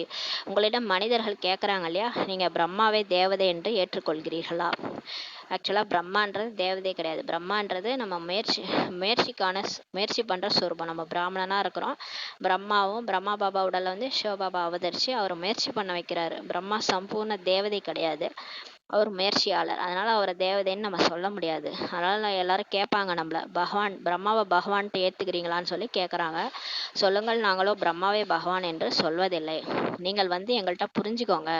உங்களிடம் மிக நல்ல சித்திரங்கள்லாம் இருக்குது இல்லையா, பாபா சொல்றாரு. திருமூர்த்தி சித்திரம், கல்பவிருட்சம், சிருஷ்டி சக்கரம், எல்லாத்த விட நம்பர் 1 இதுதான் சித்திரங்கள், அதை வச்சு புரிய வைங்கன்றாரு. ஆரம்பத்தில் இருந்த இந்த 2 சித்திரங்கள் தான் இருந்தன, இவைதான் உங்களுக்கு மிகவும் பயன்படக்கூடியவாக இருக்கும் சொல்லி சொல்றாரு. லட்சுமி நாராயணன் சித்திரத்தை நீங்க வெளிநாடுகளுக்கு எடுத்துட்டு போங்க. அவற்றிலிருந்து ஞானத்தை எடுத்து கூறினால் புரிந்து கொள்ள முடியாது. ஆனா லட்சுமி நாராயணன் சித்திரத்துல ஞானம் அவ்வளவா இருக்காது. அவங்க என்ன நினைச்சுக்குவாங்க, சாதாரணமா நாராயணனுடைய படம்னு நினைச்சுக்குவாங்க. அதெல்லாம் ஞானம் சொல்ல முடியாது. ஆனா எல்லாத்த விட முக்கியமான சித்திரங்களே திருமூர்த்தி சித்திரம், சிருஷ்டி சக்கரம் மற்றும் கல்பவிருட்ச மரம். இது 3த்தையும் எக்ஸ்பிளைன் பண்ணாதான் எல்லா தர்மம் எப்போ வராங்க, நம்ம தர்மம் எப்போ ஸ்டார்ட் ஆகுது, எல்லாமே அதுல இருக்குது. இதில் காட்டப்பட்டுள்ளது யார் யார் எப்போது வராங்க, ஆதி சனாதன தேவி தேவதா தர்மம் எப்போது முடிவுக்கு வருகின்றது, மீண்டும் ஒரு தர்மத்தின் ஸ்தாபனையை யார் செய்றாங்க, மற்ற எல்லா தர்மங்களும் எப்போ முடிந்து போகின்றன, அனைத்திலும் மேலே இருப்பவர் சிவபாபா தான். பிறகுதான் பிரம்மாவிலிருந்து விஷ்ணு, விஷ்ணுவிலிருந்து பிரம்மா. இதை நீங்க புரிய வைக்க வேண்டும் இல்லையா சொல்லி பாபா சொல்றாரு. அதற்கு தான் சித்திரங்கள் இப்போ உருவாக்கப்பட்டுள்ளன. பாபா நிறைய அது டிரான்ஸ்ல போயிட்டு தாதிகள் பார்த்துட்டு வந்து வரைஞ்ச சித்திரம்லாம் இதுதான். இந்த சித்திரத்தை வச்சு தெளிவா புரிய வைங்கன்னு சொல்லி சொல்றாரு. அதனாலதான் அதெல்லாம் உருவாக்கி இருக்கிறாரு. புதுசா வரவங்களுக்கு அந்த 7 நாள் கோர்ஸ்ல நம்ம எல்லாத்தையும் புரிய வைக்கணும். மற்றபடி சூட்சும வதனமோ சாட்சாத்காரத்திற்காக ஏற்றுக்கொள்ளப்படுகின்றது. இந்த 3 உலகம் இருக்குது. இது சாகார உலகம், நம்ம நடிக்கிறோம். இதுக்கு மேல சூட்சும வதனம் இருக்குது. அங்க வந்து அந்த காட்சி காட்டுறதுக்காக பாபா நிறைய ட்ரெஸ் வச்சிருக்கிறாரு. இங்க நடிச்சுட்டு போனவங்களெல்லாம் இப்ப முருகன், விநாயகர், அதுக்கப்புறம் எல்லா அந்த சாய்பாபா, அதுக்கப்புறம் இந்த மற்ற லக்ஷ்மி நாராயணன் சங்கரர் இந்த ட்ரெஸ் எல்லாம் அங்க வச்சிருக்கிறாரு. இப்ப இவரை யாரும் நினைக்க மாட்டாங்களே, இவர் லிங்க வடிவில் இருக்கிறாரு, இவரை நம்மளே லிங்க வடிவில் தான் இங்க வழிபடுறோம். ஆனா சிலர் வந்து முருகரை கும்பிட்றாங்க, சிலர் வந்து சாய்பாபா கும்பிட்றாங்க. சாய்பாபா உருகி உருகி கும்பிட்டு நீ வந்தாதான் அவன் காட்சி கிடைச்சாதான் அப்படின்ட்டு பக்தர்கள் உருகிட்டு இருக்கும்போது இவர் என்ன பண்ணுவாரு, அந்த ட்ரெஸ்ஸை போட்டு போய் காட்சி காமிச்சிட்டு வந்துருவாரு. இப்படிதான் காட்சி ஏற்படுது. காட்சி யார் காட்டுறதுன்னா சிவன் தான். இவரை வந்து ஏன்னா இவரை யாருக்கும் தெரியாது இல்லையா, அவங்கள தான் தெரியும். அதனால அவங்கள மாதிரி இவர் போய் காட்சி காமிச்சிட்டு வந்துடுறாரு. அதனாலதான் காட்சிகள்லாம் நிறைய தெரிஞ்சிருக்குது. இவர் இந்த மாதிரி பக்தி மார்க்கத்துல காமிச்சிட்டு எல்லாரும் குழம்பி போயிட்டாங்க. கடவுள் யாருன்னே தெரிஞ்சுக்காம போயிட்டாங்க. அவங்கவுங்கள இப்ப முருகரை வந்து கும்பிட்றவங்க முருகர் தான் கடவுள்னு நினைச்சுக்கிறாங்க, அம்மனை கும்பிட்றவங்க அம்மன் தான் கடவுள்ன்ட்டு. இது மாதிரி தான் குழப்பம் ஏற்பட்டுருச்சு இந்து இந்து தர்மத்துல. மற்ற தர்மத்தவர்கள்லாம் அந்த மாதிரி கிடையாது, அவங்க கரெக்டா கும்பிட்றாங்க, கரெக்டா வழிபடுறாங்க. அதனால அவங்களுக்கு பிரச்சனை கிடையாது. இங்க விதவிதமா காய்ச்சி ட்ரெஸ் போட்டு இவர் காமிச்சிட்டாரு. அதனாலதான் எல்லாம் குழம்பி போயிட்டாங்க, அவர் தான் கடவுள் இவர் தான் கடவுள்ன்ட்டு. பாபா படைப்பவர். முதலில் சூட்சும வதனத்தையும் படைக்கிறாரு, பிறகுதான் இங்க ஸ்தூல வதனத்தையும் வந்து படைக்கிறாரு சொல்லி சொல்றாரு. மொத சூட்சும வதனத்தை தான் படைக்கிறாரு சிவன். அதுக்கப்புறம் வந்துதான் இங்க சாக்கார வதனத்துல நம்மள படைக்கிறார். பிரம்மா தேவதை அல்ல, பிரம்மா வந்து ஒரு தேவதை கிடையாது, அவர் வந்து முயற்சி பண்ற சொரூபம். அதுக்கப்புறம் முயற்சி முடிஞ்ச பிறகுதான் அவர் தேவதை ஆகிறார். விஷ்ணு தான் தேவதை ஆவார் சொல்லி சொல்றாரு. உங்களுக்கு புரிய வைப்பதற்காக இப்ப காட்சியெல்லாம் கிடைக்கின்றது. பிரஜாபிதா பிரம்மாவோ இங்க இருக்கிறார் இல்லையா, பிரஜாபிதா பிரம்மாவை ஏன் தேவதை சொல்ல முடியாதுன்னா அவர் இங்க இருக்கிறார் இல்லையா, அவர் வந்து இங்கதான் வந்து பாடம் எடுக்கிறார். இவர் உடம்புலதான் வந்து சிவன் வந்து பாடம் எடுக்கிறார். அவர் பேர் பிரம்மா. பிரம்மா மூலமா படைப்புனா அது எப்படியோ ஜீபூம்பா போட்டெல்லாம் படைக்கல, பிராக்டிக்கலா படைச்சிட்டு இருக்கிறாரு. பிரம்மான் இவர் பேரு லேக்ராஜ். இவர் வந்து அவர் உடல்ல ஏறி நெற்றிபுரத்துல அவதரிச்சு அவருக்கு பேரை மாத்திட்டாரு, பிரம்மான்னு வச்சுட்டு. அதனாலதான் பிரம்மா வந்து முதல்ல 5 முகம் இருக்குமா, அந்த 5 முகத்துல அந்த தேகாபிமானன்ற முகத்தை சிவன் வந்து பிச்சு எறிஞ்சிட்டாருன்னு சொல்லி சொல்லுவாங்களாம் சாஸ்திரத்துல. அப்ப ஒரு முகத்தை பிச்சு எறிஞ்சிட்டு நான்முகனா ஆக்கிட்டாரு. அப்ப நான்முகன் பிரம்மான்னு சொல்லி சொல்லுவாங்க. அப்ப அவரு அதெல்லாம் வந்து கதைகள் சொல்லியிருக்கிறாங்க. இந்த நான்முகன்றது இப்ப பாத்தீங்கன்னா 3 முகம் இப்ப இருக்குது. தந்தையா, ஆசிரியரா, சத்குருவா நமக்கு வந்து பிளே பண்றாரு. யாரு, சிவனே தான் பிரம்மாவா வந்து நமக்கு சொல்லி தந்தையா, ஆசிரியரா, சத்குருரா வந்து நமக்கு பிளே பண்றாரு இப்ப ரோலை. அதுக்கப்புறம் 4வது முகம் கடைசியா திரும்பும். இப்ப நமக்கு ஆசையா சொல்லி கொடுக்குறாருல, இனிமையான குழந்தைகளை எல்லாம் கொஞ்சறாருல, கடைசியா வந்து எல்லாம் முடிஞ்சிருச்சு, அவரோட ரோல் எல்லாம் முடிஞ்சிருச்சு. அப்பாவா, ஆசிரியரா, சத்குருவான்ற ரோல் எல்லாம் முடிச்சிட்டாருன்னா ஃபைனலா அந்த தர்மராஜபுரி ஸ்டார்ட் ஆகும்போது அந்த 4வது முகம் தர்மராஜ் நீதிபதி ஆயிடுவாரு. நீதிபதி என்ன பண்ணுவாரு, புள்ளையே இதுல நின்னாலும் கூண்டுல நின்னாலும் நீதிபதி என்ன தீர்ப்பு கொடுப்பாரு, கரெக்டா தானே தீர்ப்பு கொடுப்பாரு. அது மாதிரி நீதிபதியா இருக்கும்போது பாவம் பரிதாபம்லாம் பார்க்கவே மாட்டாரு. குழந்தையா இருந்தாலும் தப்பு தான் சொல்லி நமக்கு வந்து தண்டனை கொடுப்பாரு. அப்ப தர்மராஜபுரியில நமக்கு அவர் தர்மராஜா மாறிடுவாரு. 4வது முகம் வந்து தர்மராஜ். 4 முகம் சிவன் வந்து பிளே பண்றாரு. அதனாலதான் நான்முகன் பிரம்மான்னு சொல்லி சொல்றாங்க. பிரம்மான்றவர் இங்க சாக்காரத்துல பிரஜைகளின் தந்தை. அவர் வந்து இங்கதான் படைப்பு படைக்கிறாரு, எங்கேயோலாம் படைக்கல. இங்கே உலகத்துல வந்து பிராக்டிக்கலா தான் எல்லாமே நடக்குது. இது எல்லாருமே கடைசியில ஒத்துக்குவாங்க. அதனால பிராக்டிக்கலா தான் செய்வார் கடவுள், ஜீபும்பாலாம் போட மாட்டார். பிரம்மாவுடன் உள்ளவர்கள் பிராமணர்ல பிறகு தேவதையாக போகிறவர்கள். இப்ப பிரம்மா கூட யாரெல்லாம் இருக்கிறாங்களோ அவங்கெல்லாம் பிகேஸ். அவங்க பிகேஸ்லாம் என்ன ஆவாங்கன்னா இந்த படிப்பு படிச்சு தேவதையா ஆக போறாங்க. தேவதைகளோ அலங்கரிக்கப்பட்டவர்களாக இருப்பார்கள் சொல்லி பாபா சொல்றாரு. தேவதைகள் எப்படி இருப்பாங்க, கையில அந்த சூளம்லாம் வச்சிட்டு இருப்பாங்க இல்லையா, அம்மன் சிலையெல்லாம் பார்ப்போம். தேவதைகள்லாம் அலங்கரிக்கப்பட்டவர்களா இருப்பாங்க. இவர்கள் ஃபரிஸ்தாக்கள் என சொல்லப்படுவார்கள். நம்ம இப்ப பிராமணர்ல இருந்து ஃபரிஸ்தாவாயிடும். ஃபரிஸ்தாக்களாகி பிறகு வந்து தேவதா பதவி பெறுவார்கள். யார் வந்து உடம்புல இருந்தே முயற்சி பண்ணி ஃபரிஸ்தாவா விடுபட்டவங்களா மாறுறாங்களோ அவங்க வந்து தேவதையா பதவி பெறுவாங்கன்னு சொல்லி சொல்றாரு. கர்ப்ப மாளிகையில் பிறப்பெடுப்பார்கள்.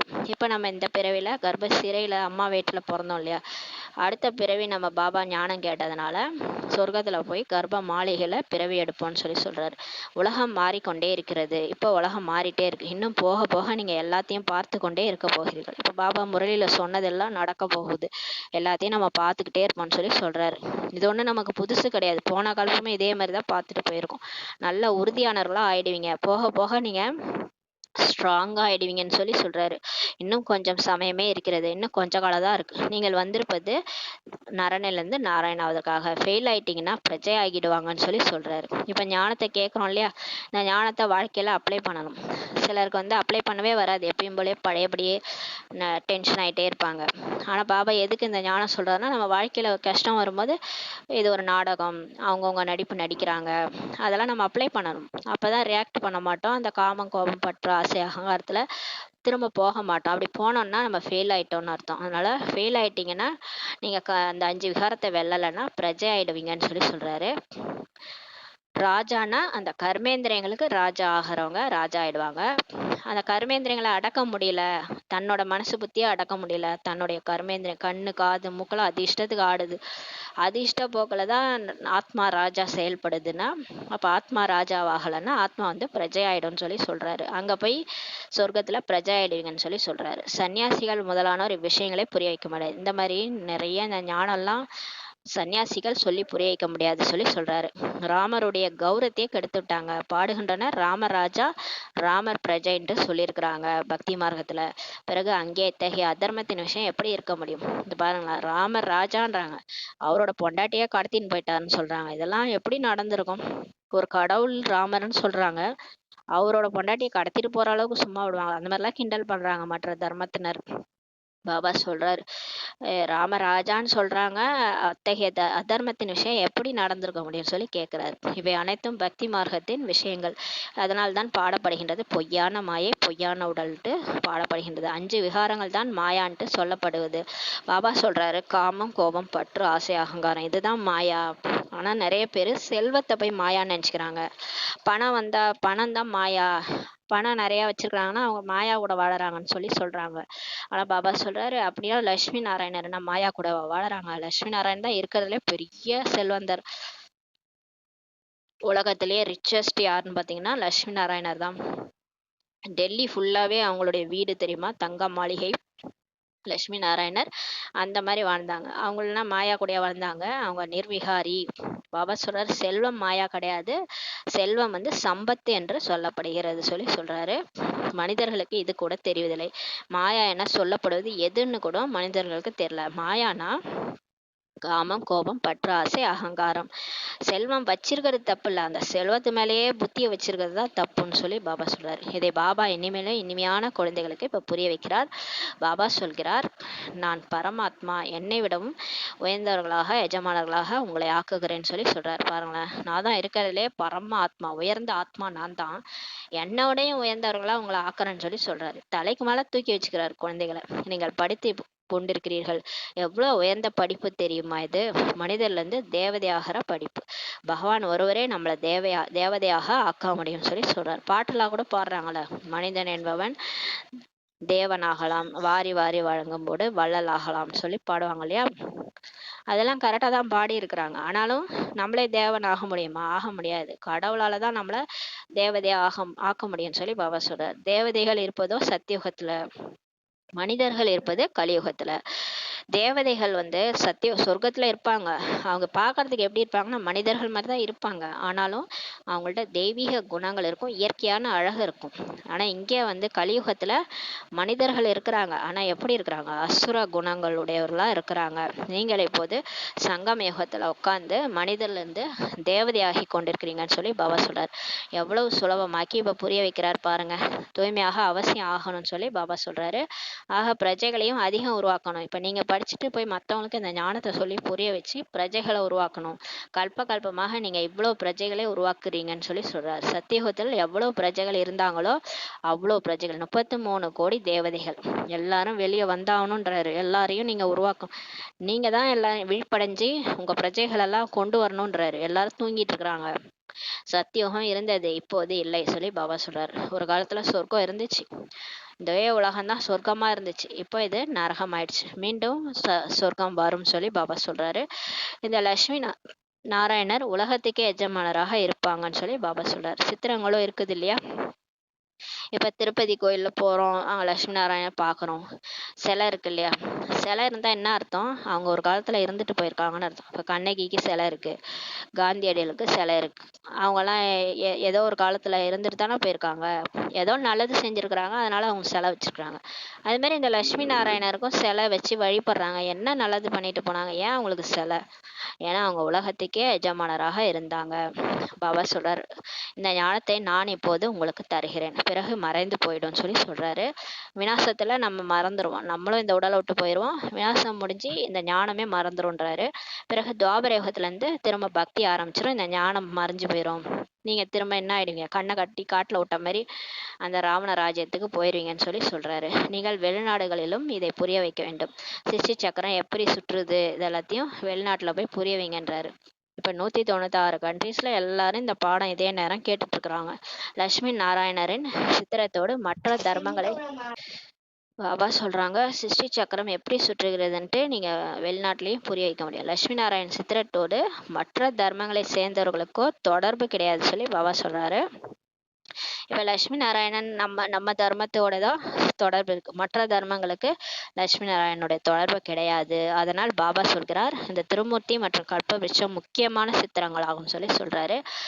திரும்ப திரும்ப சொல்றாரு பாருங்க, இந்த பிரம்மா விஷ்ணு சங்கர் இந்த சித்திரமும் கல்பவிருட்ச மரம், இந்த 2 சித்திரமும் ரொம்ப முக்கியன்றாரு. இவை மிகவும் முதல் தரமான சித்திரம். கல்பவிருட்சம் மற்றும் சிஷ்டி சக்கரத்திலிருந்து புரிந்து கொள்வார்கள். நீங்க வேற வேற தர்மத்துக்கு கூட போய் சொல்லி இந்த கல்பவிருட்ச மரத்தெல்லாம் காமிச்சு புரிய வைக்கலாம். என்னென்ன தர்மங்கள் எப்போது வரும், கிறிஸ்து எப்போது வருவார், இதெல்லாம் நீங்க சொல்லி புரிய வைக்கலாம். மற்றபடி மீதி பாதையில் உங்களுடைய சந்திரவம்சி கிறிஸ்து எப்போது வருவாள், பாதியில் அந்த அனைத்து தர்மங்களும் உள்ளன. மற்றபடி மீதி பாதியில் உங்களுடைய சூரியவம்சி சந்திரவம்சி. 5000 வருஷத்துல 2500 வருஷம் சூரியவம்சம் சந்திரவம்சம், மீதி 2500 வருஷத்துல தான் மற்ற தர்மங்கள் தான் வருதுன்னு சொல்லி சொல்றாரு. 5000 வருடங்களின் விளையாட்டு இதுன்னு சொல்லி பாபா சொல்றாரு. ஞானம், பக்தி, வைராக்கியம். ஞானம் என்பது பகல், பக்தி என்பது இரவுன்னு சொல்லி பாபா சொல்றாரு. பிறகு எல்லையற்ற வைராக்கியம் உங்களுக்கு வருது. பக்தி மேல எல்லையற்ற வைராக்கியம் வரும்போது தான் உங்களுக்கு ஞானம் வரும்னு சொல்லி சொல்றாரு. நீங்கள் அறிவீர்கள், இந்த பழைய உலகம் இப்போ முடிந்து விட போகிறது, ஆகவே இவற்றை மறந்து விட வேண்டும் சொல்லி பாபா சொல்றாரு. பதித்த பாவனர் யார் என்பதை இப்போது உறுதிப்படுத்த வேண்டும் சொல்லி பாபா சொல்றாரு. இரவும் பகலும் பாடிக்கொண்டே இருக்கிறாங்க, பதித்த பாவன சீதாராம்ட்டு. காந்தியும் கூட பாடியிருந்தார் இல்லையா? அவரும் கூட இதே மாதிரி தான் பாடியிருந்தார். ஹே பதித்த பாவனா சீதைகளின் ராமான்ட்டு பாடியிருந்தார். ஏனென்றால் சீதைகளாகிய நீங்க எல்லாருக்கும் அனைவரும் பாபாவுக்கு மணமகள்கள் இல்லையா சொல்லி சொல்றாரு. பாபா ஒருத்தர் தான் மணமகன், மற்றவர்கள் எல்லாரும் மணமகள்கள். பிறகு சொல்லிடுறாங்க, ரகுபதி ராகவ ராஜாராம்ட்டு, அந்த திரேதாயுகத்தினுடைய ராஜான்ட்டு நினைச்சுக்கிறாங்க. அவர் வில் அம்பு கையில வச்சுக்கிறாருல, அந்த ராமர் நினைச்சுக்கிறாங்க. உண்மையிலே இந்த சீதைகளின் ராமா வந்து சிவபாபா தான் சொல்லி சொல்றாரு. அனைவரும் கைத்தட்டி கொண்டே பாடுறாங்க, நாமும் பாடினோம். ஓராண்டாக கதராடை முதலியவற்றை அணிந்தோம். பாபா அமர்ந்து இப்ப புரிய வைக்கிறார். இந்த பிரம்மா பாபா கூட காந்தியை பின்பற்றுவராக தான் ஆகியிருந்தாராம் ஒரு காலத்துல. இவரோ அனைத்தையுமே அனுபவம் செய்திருக்கிறார். பிரம்மா பாபா எல்லாமே அனுபவம் செஞ்சிருக்கிறார். முதலில் இருந்தவர் இப்ப கடைசியாக ஆகியிருக்கிறார். இப்போது மீண்டும் முதலாமவராக அவர் ஆவார்னு சொல்லி சொல்றாரு. உங்களிடம் சொல்கின்றனர், எங்கெங்கோ பிரம்மாவை அமர்த்திருக்கிறீர்கள் என்று. நிறைய பேர் சொல்றாங்க, இந்த பிரம்மா இவரோட முகத்தை ஏன் அங்கங்க வச்சிருக்கிறீங்க, திருமூர்த்தி சித்திரத்துல பிரம்மாக்கு பதிலா உட்கார வச்சிருக்கீங்க, கல்பவருட்ச மரத்துக்கு மேலே நிற்கிற மாதிரிலாம் காமிச்சிருக்கிறீங்கன்னு சொல்லி கேட்குறாங்க. இதையும் நீங்கள் புரிய வைக்கணும். அட கல்பவருட்சத்தின் மீது நின்று கொண்டிருக்கிறார், எவ்வளவு தெளிவாக இருக்குது. இவரோ அசுத்தமான உலகத்தின் கடைசியில் நிற்கிறாரு. பிறகு ஸ்ரீகிருஷ்ணரும் மேலே காட்டப்பட்டிருக்கிறார். 2 பூனைகள் சண்டையிட்டு கொள்கின்றன. கிருஷ்ணருக்கு தான் வெண்ணெய் சாப்பிட்டு விடுகிறார். மாதாக்களுக்கு சாட்சாத்காரம் கூட கிடைச்சிருக்கிறது, அவர்கள் புரிந்து கொள்கின்றனர் சொல்லி சொல்றார். இந்த பிரம்மா பாபா மேலே நின்று இருக்கிறாருன்னா இவரே தான் கடைசியில் அசுத்தமாயிருக்கிறார். இவர் தான் கிருஷ்ணர் ஆகிறார். அந்த கிருஷ்ணர் மேல காட்டப்பட்டிருக்கிறாரு. 2 பூனை சண்டைட்டுக்கும் அந்த வெண்ணெய் வந்து கிருஷ்ணருக்கு கிடைச்ச மாதிரி காமிச்சிருக்கிறாங்க. இந்த காட்சியெல்லாம் நமக்கு கிடைச்சிருக்குது, நம்ம புரிஞ்சுக்கிறோம்னு சொல்லி பாபா சொல்றாரு. இந்த ஞானம் இந்த உலகிற்கானது கிடையாது சொல்லி பாபா சொல்றாரு. இப்ப கலியுகத்துல நீங்க வாழறதுக்கான ஞானம் இது கிடையாது, அடுத்து நீங்க எடுக்க போற பிறவிகளுக்காக தான் இந்த ஞானம் சொல்லி பாபா சொல்றாரு. நீங்களும் எதிர்காலத்தின் 21 பிறவிகளுக்கான பலனை உருவாக்குறதுக்காக இங்க படிக்கிறீங்க. அவர்கள் இந்த பிறவின் சுகத்திற்காக படிக்கின்றனர். அவங்கள வந்து பாருங்க, இந்த டாக்டர் இன்ஜினியர்லாம் இந்த பிறவிக்காக படிக்கிறாங்க. படிச்சுட்டு வேலைக்கு போகிறாங்க. அதுலேயுமே அவங்களுக்கு நிறைய டென்ஷனு, அதெல்லாம் படிக்கிறாங்க. அதெல்லாம் பாபா சொல்கிறாரு, எனவே நீங்கள் அதையும் படிங்க. ஏன்னா இந்த பிறவியில் சம்பாதிக்கணும்னா நீங்கள் அந்த படிப்பையும் படிங்க. கூடவே இந்த இறைவனால் எடுக்கப்படுற இந்த மகா வாக்கியங்களும் இந்த படிப்பையும் கற்றுக்கொள்ளணும்னு சொல்லி பாபா சொல்கிறாரு. இதில் பயப்பட வேண்டிய விஷயமே எதுவுமே இல்லைன்னு சொல்லி சொல்கிறாரு.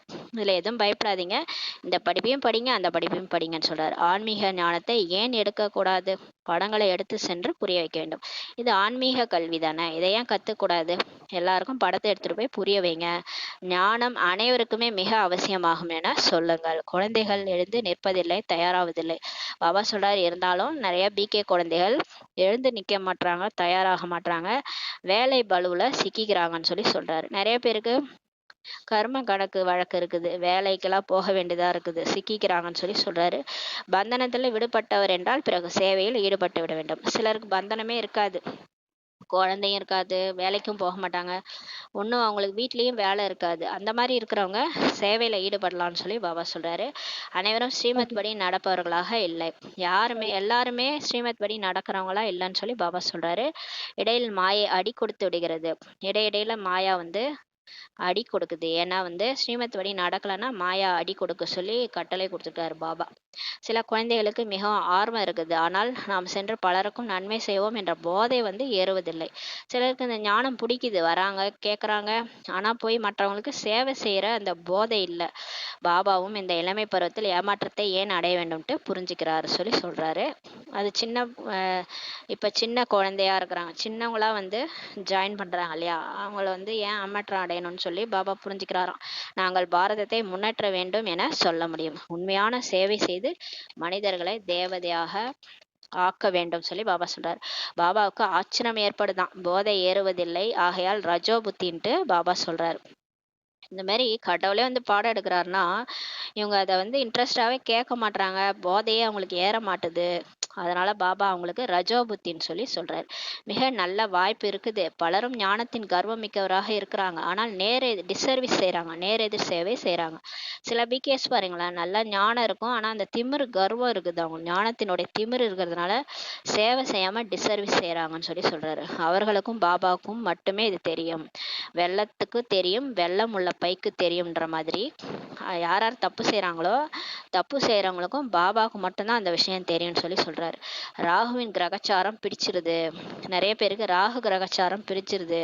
பிரகஸ்பதி குரு பார்வை இறங்கி ராகுவின் திசை அவங்க மேல அமர்ந்துருதுன்னு சொல்லி சொல்றாரு. கடவுளே பாடம் எடுக்கிறாரு, அதை கேட்காம மற்ற விஷயத்துல போறாங்கன்னா அப்ப அவங்களுக்கு ராகு திசை பிடிச்சிருதுன்னு சொல்லி சொல்றாரு. அவ்வப்போது பாருங்கள் நன்றாக நடந்து கொண்டுக்கிறாங்க, அப்போது பாருங்கள் கிரகச்சாரம் பிடிச்சிருது சொல்லி சொல்றாரு, விழுந்துடுறாங்க. குழந்தைகளுக்கு நிறைய தைரியம் இருக்கணும்னு சொல்லி பாபா சொல்றாரு. சபதம் கூட செய்யணும், நாங்கள் இந்த பாரதத்தை சொர்க்கவாசியாக ஆக்கிவிட்டு தான் ஓய்வோம்னு சொல்லிட்டு நீங்க சபதம் செய்யணும்னு சொல்லி சொல்றாரு. மாதாஸ்லாம் இந்த மாதிரி எதிர்பார்க்கிறாரு பாபா, உங்களின் தர்மம் நரகவாசிகளை சொர்க்கவாசிகளாக ஆக்குவதாகும், பிரஷ்டாச்சாரிகளை கீழானவர்களை சிரேஷ்டாச்சாரிகளாக ஆக்கணும்னு சொல்லி பாபா சொல்றாரு. இப்ப யாரெல்லாம் ரொம்ப தரம் தாழ்ந்து போயிட்டாங்களோ, கீழானவர்களா ஆயிட்டாங்களோ, அவங்களெல்லாம் உயர்ந்தவர்களா ஆக்குறது தான் நம்மளுடைய கடமைன்னு சொல்லி பாபா சொல்றாரு.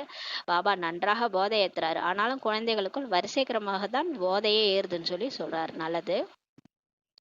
இனிமேலும் இனிமையான காணாமல் போய் கண்டெடுக்கப்பட்ட செல்ல குழந்தைகளுக்கு தாயும் தந்தையுமான பாப் தாதாவின் அன்பு நினைவுகளும் காலை வணக்கமும். ஆன்மீக குழந்தைகளுக்கு ஆன்மீக தாய் தந்தையின் நமஸ்காரம். நாம் ஆன்மீக குழந்தைகள் ஆன்மீக தாய் தந்தைக்கு நமஸ்காரம். தாரணைக்கான முக்கிய சாரம். ஃபர்ஸ்ட் பாயிண்ட், பந்தனத்திலிருந்து விடுபட்டவராகி பாரதத்திற்கு உண்மையான சேவை செய்ய வேண்டும். ஆன்மீக சேவை செய்து மனிதர்களை தேவதைகளாக ஆக்கணும். ஞானத்தின் கர்வத்துல வரக்கூடாது. ஞானம் வந்துருச்சுன்னா உடனே எனக்கு தான் எல்லாம் தெரியும் அப்படின்னு, ஏன்னா இது சிவன் சொல்லிதான் நமக்கே தெரியும். நமக்கு எதுவுமே என்னமோ பிறவியிலிருந்தே நமக்கு இந்த ஞானம் கிடைக்கல, இப்ப கடவுளே சொல்லிதான் நமக்கு இந்த ஞானம் தெரியும். அதனால அது கர்வத்துல ஈகோல வரக்கூடாது, டிசர்வீஸ் செய்யக்கூடாது, ஆன்மீக போதையில இருக்கணும்னு சொல்றாரு. இரண்டாவது பாயிண்ட், நிச்சய புத்தி உள்ளவராகி முதலில் தன் நிலையை உறுதியாக்கி கொள்ள வேண்டும். முதல்ல நீங்க நல்லா யோகா பண்ணி நீங்க நல்ல ஒரு ஸ்டேஜுக்கு வந்துருங்க, அப்புறமா நீங்க சேவ் பண்ணுங்க. தேகத்துடன் சேர்த்து கண்ணால் பார்க்கக்கூடிய எல்லாத்தையும் மறந்து ஒரு தந்தையை மட்டும் தொடர்பை ஈடுபடுத்த வேண்டும். ஏன்னா கடைசியில எதுவும் நம்ம கூட வராது இல்லையா, கடவுள் ஒருத்தர் தான் நம்ம கூட வருவார். நற்றுணையாவது நமச்சிவாயவே. நல்ல துணையாவது நமச்சிவாயவே. வேற யாரும் இந்த தேகமே கூட வராது. 24 மணி நேரம் கூட இருக்கிற இந்த உடலே நம்ம கூட வராது. அப்புறம் எப்படி உறவினர்கள்லாம் வருவாங்க? அதனால தான் இந்த பாட்டுலாம் பாடியிருக்காங்களே, "வீடு வரை உறவு, வீதி வரை மனைவி." அதனால எல்லாமே நமக்கு தெரியும். தெரிஞ்சே நம்ம எல்லா தப்பையும் பண்ணுவோம். அதான் பாபா சொல்றாரு, "இப்ப எல்லாத்தையும் மறந்து என்ன மட்டும் நினைவு செய்யுங்க. கடைசியா நான் தான் உங்களுக்கு துணைவனா வருவேன்னு" சொல்லி சொல்றாரு. வரதானம்: தந்தையின் சம்ஸ்காரங்களை தனது உண்மையான, இயல்பான சம்ஸ்காரங்களாக ஆக்கிக் கொண்டு விடக்கூடிய வீணான மற்றும் பழைய சம்ஸ்காரத்திலிருந்து விடுபட்டவர் ஆவீர்களாக. கடவுளுடைய சம்ஸ்காரம் தான், ஆத்மா வந்து பரமாத்மாவுடைய பிம்பம் தான். அவர் என்ன சம்ஸ்காரமோ அதுதான் நம்மளுடைய சம்ஸ்காரம். நம்ம அனாதையில எல்லாரும் அப்படிதான் இருந்தோம். இங்க வந்து நடிக்க வந்துதான் இப்படி ஆயிட்டோம். நம்ம வந்து நடிச்சு நடிச்சு இந்த மாதிரி ரொம்ப கோழையா இந்த மாதிரி ஆனது காரணமே பல பிறவிகள் எடுத்து இந்த மாதிரி நம்ம ஆயிட்டோம். அதனால பாபாவுடைய சம்ஸ்காரத்தை உண்மையான இயல்பான சம்ஸ்காரங்களா ஆக்கி கொண்டு விடக்கூடிய வீணான மற்றும் பழைய சம்ஸ்காரத்திலிருந்து விடுபட்டவரை ஆகுங்கன்னு சொல்லி வரதானம் கொடுக்குறாரு. எந்த ஒரு வீணான சங்கல்பம் அல்லது பழைய சம்ஸ்காரம் தேக அபிமானத்தின் சம்பந்தப்பட்டதாக தான் இருக்கும்னு சொல்லி சொல்றாரு. இப்ப ஏதாவது ஒரு வேஸ்டா நினைக்கிறது, இல்ல பழைய சம்ஸ்காரம், கோவப்படுறது, கத்துறது, ஏதாவது நம்ம அந்த பழைய சம்ஸ்காரம் இருக்கும் இல்லையா, அப்படி பயப்படுறது, சிலர் வந்து தூங்கிட்டே இருப்பாங்க, சிலர் சோம்பேறியா இருப்பாங்க. எல்லாமே பார்த்தீங்கன்னா, அதெல்லாம் நம்மளுடைய பழைய மாயாவுடைய சம்ஸ்காரம். அது எல்லாமே தேக அபிமானத்தின் சம்பந்தப்பட்டதுன்னு சொல்லி சொல்றாரு. ஆத்மீக சுரூபத்தின் சம்ஸ்காரம் தந்தைக்கு சமமானதாக இருக்கும். அன்பா இருக்கிறது, அமைதியா இருக்கிறது, எல்லாரையும் அரவணைக்கிறது, எல்லாரையும் ஒண்ணா நினைக்கிறது, இதெல்லாம் வந்து பார்த்தீங்கன்னா தந்தைக்கு சமமான சம்ஸ்காரம். எப்படி தந்தை எப்போதும் விஸ்வ கல்யாணக்காரி, உலகத்துக்கே நன்மை செய்பவர், பரோபகாரி, கெட்டது செய்யறவங்களுக்கும் நல்லது செய்பவர், பரோபகாரி, கடவுள். நம்ம என்ன பண்ணுவோம்? எனக்கு நல்லது செஞ்சா நான் நல்லது செய்வேன், எனக்கு கெட்டது செஞ்சேன்னா அப்புறம் நீ அவ்வளோதான் சொல்லி நம்ம சொல்லுவோம். அது வந்து கடவுளுடைய சம்ஸ்காரமே கிடையாது. நம்ம கடவுளுக்கு நெருக்கத்துல போக முடியாது அந்த மாதிரி இருந்தானா. ஆனா பாபா சொல்றார், பரோபகாரியா கடவுள் இருக்கிறாரு, கருணை உள்ளம் கொண்டவர், எல்லார் மேலும் கருணை வைக்கிறாரு. எனக்கு கெட்டது செஞ்சவங்களுக்கும் அவர் நல்லது செய்வாரு. வரமளிக்கும் வள்ளல், வரதாதா ஆக இருக்கிறாரோ அது போல சுயம் தங்களது சம்ஸ்காரத்தையும் இயல்பானதாக ஆகிட வேண்டும். நீங்க அந்த மாதிரி மாறிடுங்க, நேச்சுரலா ஆக்கிடுங்க. சம்ஸ்காரம் நேச்சுரலாக ஆகிவிட வேண்டும். நம்ம கடவுளுடைய சம்ஸ்காரம் அப்படியே நமக்கு ஈஸியா நேச்சுரலா வந்துடும்.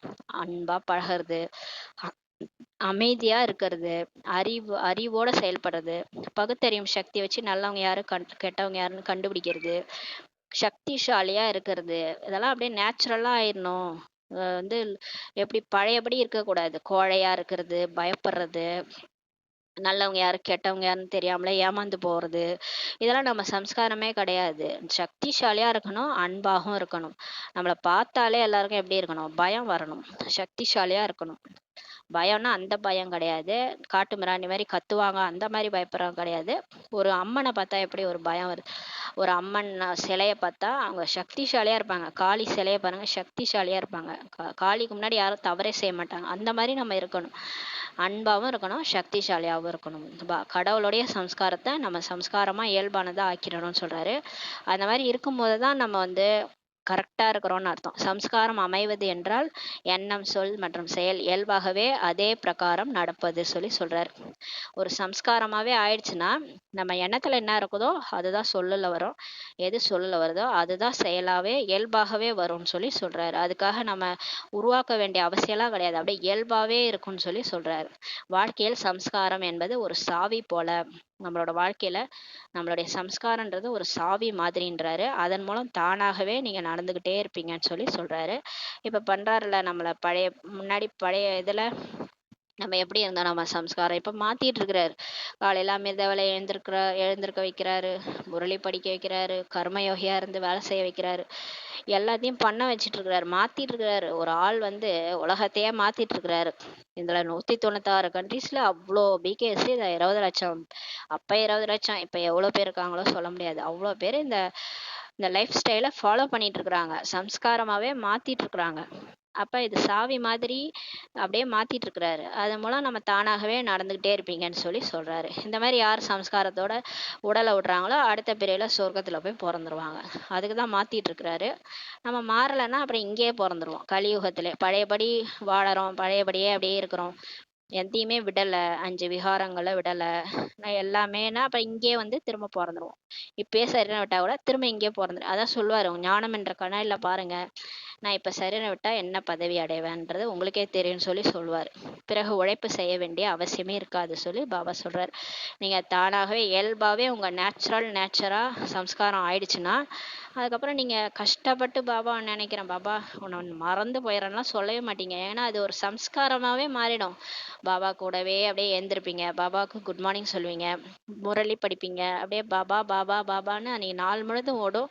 பாபாவோட சம்ஸ்காரம் நம்முடைய சம்ஸ்காரம். எல்லார்ட்டையும் அன்பா பழகுவீங்க, அமைதியா இருப்பீங்க. அதுக்கப்புறம் சாயங்காலம் பாபாட்ட பேசுவீங்க. அப்புறம் லெட்டர் எழுதுவீங்க. அப்புறம் பாபாட்ட எல்லாத்தையும் சொல்லிட்டு நிம்மதியா தூங்கிருவீங்க. இது உங்களுடைய இயல்பான சம்ஸ்காரமா மாறணும்னு சொல்லி பாபா சொல்றாங்க. அதுக்காக நீங்க உழைக்க வேண்டிய அவசியமே இருக்கக்கூடாது. யோகி வாழ்க்கை வாழணும். ஆத்ம அபிமானியா அப்படியே நேச்சுரலா ஆயிடணும் நீங்க. நான் ஆத்மா உடலை இயக்குற சக்தின்ற மாதிரி அந்த நேச்சரா மாறிடணும்னு சொல்லி சொல்றாரு. ஸ்லோகன்: ஆத்மீக நிலையில் நிலைத்திருந்து தனது சரீரம் மூலமாக காரியம் செய்விப்பவர்தான் உண்மையான புருஷார்த்தி. புருஷ்னா ஆத்மா, ரதம். புருஷ் பிளஸ் ரதம், ஆத்மா பிளஸ் சரீரம் அர்த்தம். உண்மையான புருஷார்த்தின்றவங்க ஆத்ம உணர்வுல இருந்து தன்னோட சரீரத்தின் மூலமா காரியம் செய்விப்பவரா இருந்து செய்வாங்க. தான் அந்த சரீரம்னு நினைச்சுக்கிட்டு செய்ய மாட்டாங்க.